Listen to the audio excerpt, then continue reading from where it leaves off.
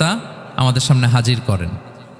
তো এই সূরাতে আল্লাহ তাআলা 4টা জিনিসের কসম করে একটা খুবই গুরুত্বপূর্ণ বার্তা মানব মণ্ডলীর জন্য এই সূরাতে তিনি হাজির করেছেন। এই সূরাটা আমাদের অনেকেরই মুখস্থ আলহামদুলিল্লাহ, এবং আল্লাহ রাসূল সাল্লাল্লাহু আলাইহি ওয়াসাল্লাম প্রায় বিভিন্ন নামাজে এই সূরাটা তেলাওয়াত করতেন। বারা ইবনে আযিব রাদিয়াল্লাহু তাআলা আনহু উনি বর্ণনা করেন যে আমি একবার এশার সালাতে আল্লাহ রাসূল সাল্লাল্লাহু আলাইহি ওয়াসাল্লামের কণ্ঠে নামাজে সূরা ৩ তিনি তেলাওয়াত করেছেন, আমি নিজ কানে শুনেছি, এবং ওনার কণ্ঠ যে এত মধুর ছিল, আমার জীবনে এত সুমধুর কণ্ঠের তেলাওয়াত আমি শুনি নাই।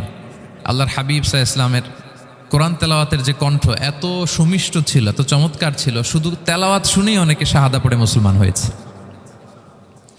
আবু জাহেল মক্কায় নিষেধ করতো যে কেউ যাবা না মুহাম্মদের কাছে, সে পাগল, সে গণক, সে মিথ্যাবাদী, সে জাদুকর, সে স্বামী স্ত্রীর মধ্যে বিচ্ছিন্নতা নিয়ে আসে, সে বাবা ছেলেকে আলাদা করে দেয়, তার কাছেই যাবা না, আর সে যা বলে শুনবাই না, কানে আঙ্গুল দিয়ে রাখবা। তো মানুষকে যেটা নিষেধ করা হয় বেশি, মানুষের ওইটার ব্যাপারে আগ্রহ থাকে বেশি। সে যত নিষেধ করতো মানুষ আরো বেশি বেশি যেয়ে শুনতো। মানুষকে সে কি বারণ করবে, সে দিনের বেলা নিষেধ করতো, রাতে যে লুকিয়ে লুকিয়ে নিজেই তেলাওয়াত শুনতো। তাহলে চিন্তা করেন যে আল্লাহর হাবিব সাল্লাল্লাহু আলাইহি ওয়াসাল্লামের কোরআনিক রেসিটেশন কত চমৎকার মেলোডিয়াস ভয়েস হলে স্বয়ং আবু জাহাল রাত্রিবেলা লুকিয়ে লুকিয়ে কোরআন তেলাওয়াত শুনতে যেত আল্লাহর হাবিব সাল্লাল্লাহু আলাইহি ওয়াসাল্লামের কণ্ঠে।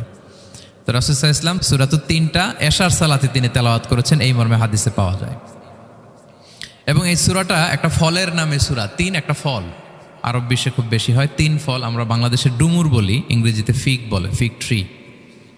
তো ফলের নামে বেসিকলি আল্লাহ তাআলা এই সূরাটাকে, এই চ্যাপ্টারটাকে ডেডিকেট করেছেন। আমরা সূরাকে ইংরেজিতে চ্যাপ্টার বলি। কোরআনে 114টা চ্যাপ্টার, এর মধ্যে এই সূরাটা হচ্ছে ফলের নামে ডেডিকেটেড।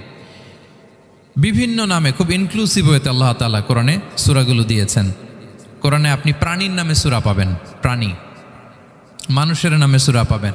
মানুষের মধ্যে 3 ভাগ, মুমিন, তারপর কাফির, এরপর মুনাফিক, প্রত্যেকের নামে সূরা। সূরাতুল মুমিনুন আছে, সূরাতুল কাফিরুন আছে, আবার সূরাতুল মুনাফিকুন আছে। আমাদের